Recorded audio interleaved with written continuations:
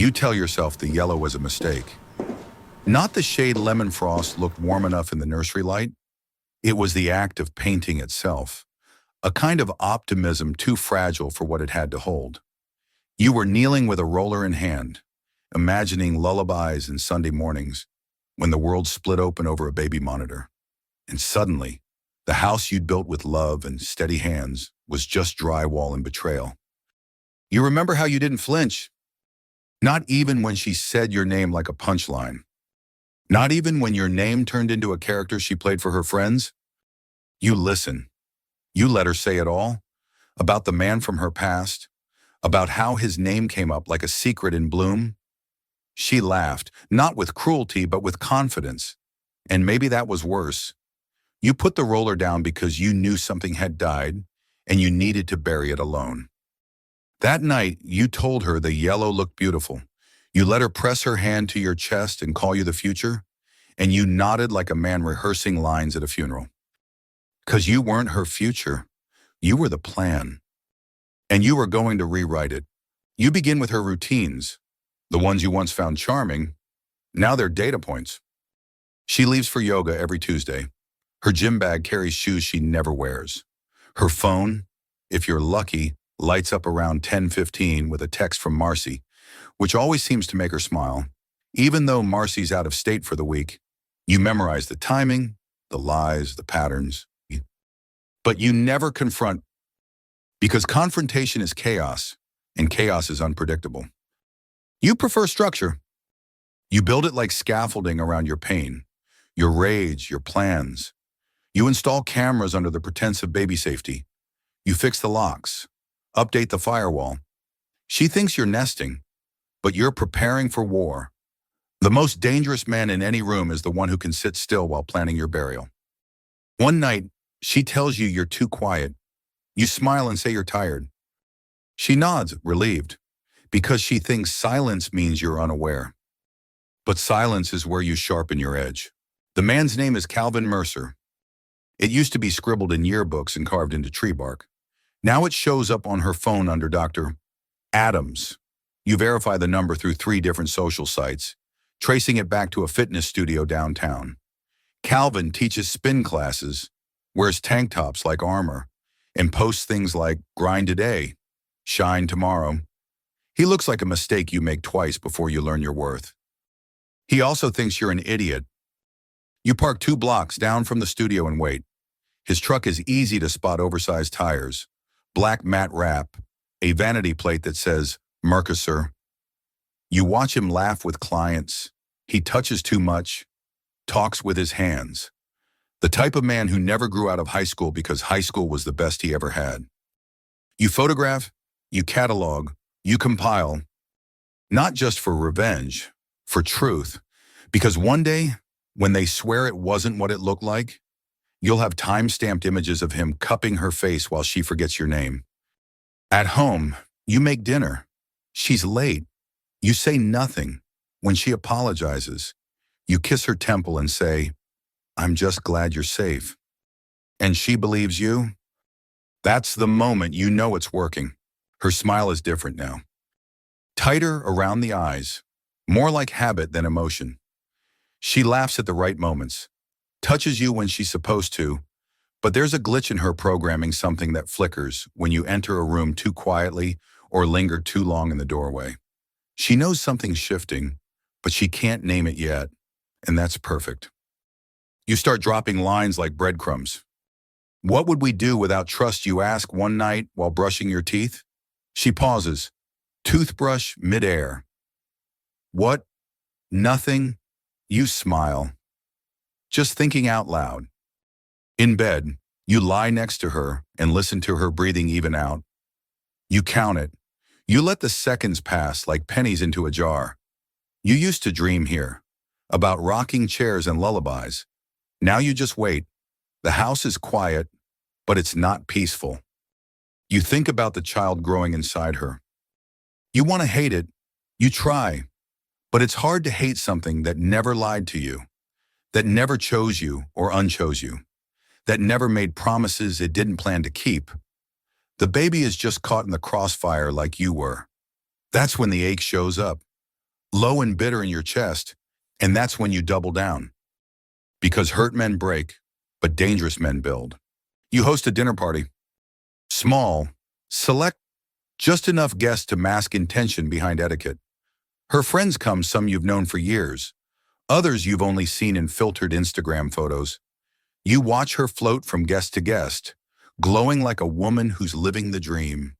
You refill glasses, you grill salmon, you mention Calvin in passing. Incredible guy, you say, slicing lemon over plates. Didn't he coach track in high school? You watch her freeze, just half a second. Then she laughs, too high, too quick. Yeah, I think so. Long time ago. Her friends laugh too, but not all of them. One, the brunette with a tight smile and loose morals, raises an eyebrow. You make eye contact, just enough to seed doubt. Later, you find her alone on the deck. Jenna, staring out past the garden you built last spring. You're quiet, she says. You nod, just thinking. About das Sternten, us. She turns. Is something wrong? No, you say, not yet. And you walk back inside, knowing those two words will eat her alive all night. You sleep like a soldier now. Not deeply, not peacefully, but with readiness curled in your spine. She moves beside you and your eyes open before hers do. Her breath catches when she realizes you're awake, watching, but you don't speak. You just trace your finger across the edge of her pillow and let her invent the meaning. The next day you send an invitation. A baby shower, just family and old friends. You design it yourself, sunshine colors, soft script, a photo of the nursery. You include Calvin's name, and you mail it to his mother's house. She sees the RSVP and almost drops her phone. He won't come, she says. Maybe not. You answer, but it's polite to invite him. At the party, you play your role perfectly. You're the man everyone envies. Devoted, successful, ready for fatherhood. People smile at you like you're a monument to domestic strength, and your wife shines like a woman who's convinced herself she deserves all of it. Calvin arrives late. He doesn't make a scene, just lingers near the back, nodding at familiar faces. You walk up, shake his hand like a man greeting his butcher, and thank him for coming. His grip is tight, yours is tighter. The rest of the afternoon plays out like theater. You watch him watching her. You watch her trying not to look, and somewhere in the middle of gift wrapping and party games, you realize something. You don't hate him. He's not the architect, just another man who mistook lust for fate. Another fool who thinks adrenaline is love. What you hate is the performance, the fact that they think you haven't seen the script. So you begin rewriting it scene by scene. The first piece falls quietly. Calvin loses a client, then two, then five. You never lie, you simply suggest. A phone call here, an anonymous message there. You might want to look into your trainer's behavior. You attach no names. You leave no fingerprints. You become the ghost that unthreads a reputation one loose string at a time. He never sees you coming. Jenna notices. Of course she does. She's always been more intuitive than honest. She makes calls at night in the downstairs bathroom, whispers tucked between the sound of running water. You hear her say his name. You hear her beg. You don't interfere. Not yet. Instead, you start with the law. The research is precise, methodical. Fraud isn't just betrayal, it's criminal, especially when it comes to paternity. You gather your records, financial transactions, messages, GPS logs, images, audio. You document timelines like case files, building a wall of evidence so dense it could suffocate. You take it to a lawyer in the city. Her name is Marlene, and she doesn't blink when you tell her the truth. This isn't just a divorce. She says, I know. She tells you what you need to do next. Get the proof. Get the confession. Get the leverage. You nod. She doesn't ask why you're so calm, because she sees it in your eyes the storm already passed. Now it's just about who survives the flood. You wait for the cabin weekend. You've known about it for weeks. Tracked the rental under Calvin's name. Confirmed the booking. A quiet place in the woods. Far enough to be private. Close enough for you to arrive unnoticed. You let her tell the lie on her own. I need some time to clear my head. I'm going to my sister's. You nod. Kiss her cheek. Help her pack. Then you follow her. You park a mile out. Hike the rest with your camera bag and a thermos of black coffee. You watch from the trees as she arrives, her belly leading the way. She looks happy, free, like the guilt peeled off with the city. Calvin meets her at the door, holds her like they're still young, like nothing they're doing can rust or collapse. You record everything. Later that night, after wine and soft laughter, the real conversation begins. She confesses her fear. What if Miles finds out? Calvin scoffs. He's harmless. He's wrong. You hear her say your name like it's a problem. You hear them plan around your stupidity. You hear them reduce you to a wallet with a heartbeat. And that's when the last switch flips. You don't feel broken or betrayed or bitter. You feel cold. The kind of cold that builds empires and raises kingdoms. The kind of cold that paints a nursery with one hand while loading evidence with the other. You pack up before sunrise. By the time she gets home Sunday, you've already met with Marlene again. She listens to the recording. She doesn't smile. You have enough to bury them. She says, you nod once. Now I just want them to feel it. You choose the quarry. Not because of symbolism, because of geometry. One road in, no cameras. Echoes carry in just the right way. You send 2 messages, one to him, signed with her name. One to her, signed with his. They both bite. Calvin arrives first. You watch him from behind a rusted loader, his shadow pacing like a dog waiting for a command. He calls for her, voice slicing through dust and silence. Then Jenna arrives. Her tires grind the gravel like regret. She sees his truck, then him. Then her confusion coils into fear. They argue at first, small, anxious word, then they realize. And that's when you step out.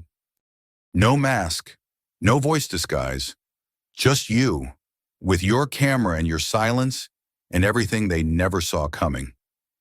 Jenna's eyes widen, her hand instinctively on her belly. Calvin clenches his fists like a man who still believes violence is a solution. You set us up, he spits. You nod. I gave you the freedom you wanted. Now I'll take mine. You list what you know, the affair, the plan, the timeline. You describe the nursery you painted while they were busy tearing down the foundation. You tell them you've already given it all to your attorney, to the prosecutor, to the truth.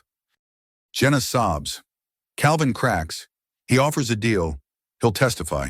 He'll back away. You let him. Not because he deserves mercy, but because she deserves the opposite. Jenna begs, not for love, not for forgiveness, for survival. I didn't want to hurt you. But she did, and not in the heat of passion, but in the cold logic of planning. You walk away while she's still talking. Because words don't matter now, only outcomes. You sleep in the guest room now. Not out of anger, not out of distance, but to send a message.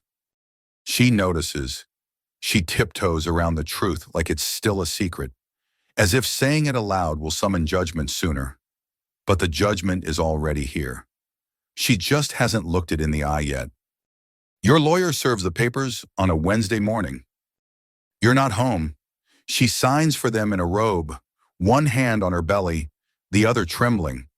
Marlene calls to confirm it, says she tried phoning you 3 times after. Left voicemails laced with pleading and confusion. You delete them without listening. Because the only voice you answer to now is your own. At work, you keep everything routine. You show up early, smile when expected. People ask about the baby. You nod and say, we're excited. You're not lying. You are excited, just not for the reason they think. The nursery stays intact. For now. You walk by it sometimes just to remind yourself how much love can be wasted on the wrong people, how effort isn't always rewarded, How belief can be a kind of blindness. You trace your fingers across the mobile she hung crooked. You remember fixing it while she texted him in the hallway. Some nights, you catch her watching you from across the kitchen, down the hall, in the dark. There's fear in her eyes now, real fear. Not because you're violent, but because you're done playing the fool. She breaks first. Not in a scream or a slap or some cinematic meltdown, but quietly, like a dam giving way to rot beneath the surface. You come home late Friday and find her on the couch, eyes red, mascara forgotten. There's no dinner, no smile, no attempt at charm, just silence thick enough to drown in. I talked to my lawyer. She says, voice like gravel, brittle and scraped raw. He says we might be able to settle if we keep things civil. You sit across from her, between the lies. Is that what you want, you ask? She hesitates, then says, I want to make things right. But you know better. You know what people want when they say that. They want less consequence, a softer fall. They want to rewind only as far back as it still benefits them. What she wants is for you to protect her from herself, like you always have. And for the first time, you don't. You lied to me for almost a year. You say, you planned to trap me in fatherhood. You laughed about it. I didn't mean for it to go so far. It went exactly as far as you let it. She starts to cry again, but the tears don't land like they used to. They used to move you. Now they feel like background noise. Familiar. Meaningless. You're punishing the baby, she says through cracked sobs. No, you say, I'm refusing to lie to one? You finalize the divorce on a Tuesday. It rains that morning. The kind of steady, indifferent drizzle that coats everything but never soaks. You wear your best suit. Not for her, for the mirror, for the man who forgot what he looked like under someone else's shadow. She's already in the courtroom when you arrive. Hair curled, lipstick careful. The performance still matters to her, even now. She won't meet your eyes. Her lawyer tries to charm you, offers terms that feel like bribes wrapped in civility. You slide the file across the table, photos, audio, timelines, her signature over text receipts. He flips through them like he already knows. This won't go to trial, he mutters. She'll settle. Marlene doesn't even blink. We expected that. By noon, it's done. You walk out alone, but it doesn't feel empty. It feels earned, like a man stepping off a sinking ship he built just to watch it drown with her ego on board. You drive home in silence. The radio stays off. You don't need music to fill the spaces anymore. At the house, her things are already gone. The walls breathe easier. The nursery stays closed. You think about painting over the yellow something colder, maybe gray, but not yet. Let it sit. Let it rot in its own light. That evening, you sit on the porch with a beer and watch the sky darken.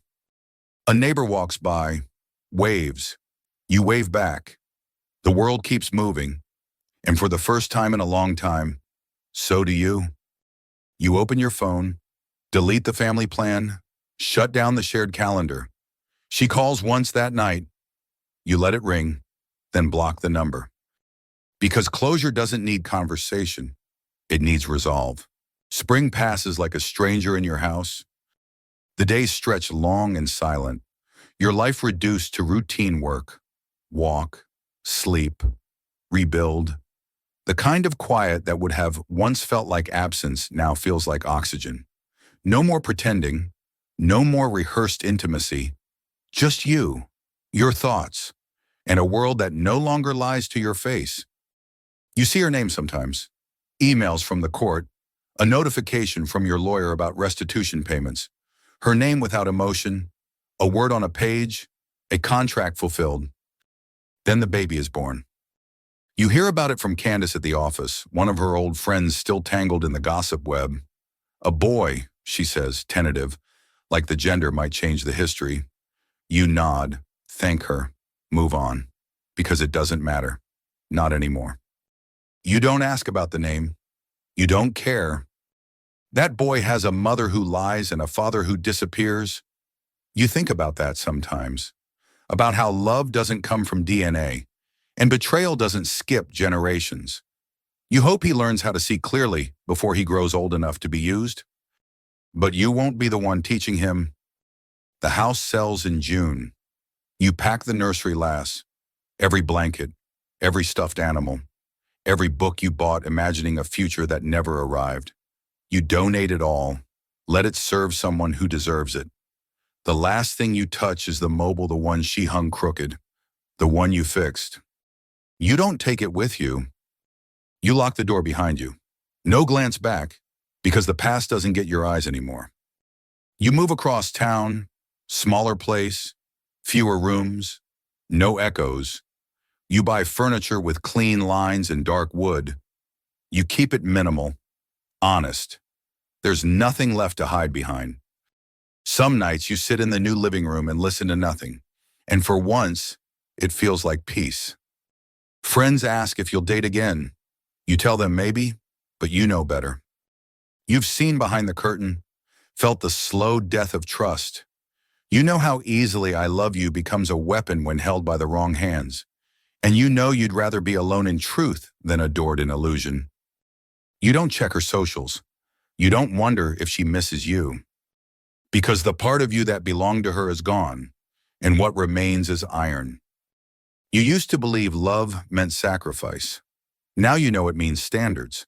It means walking away when someone hands you a mask and asks you to pretend it's your face.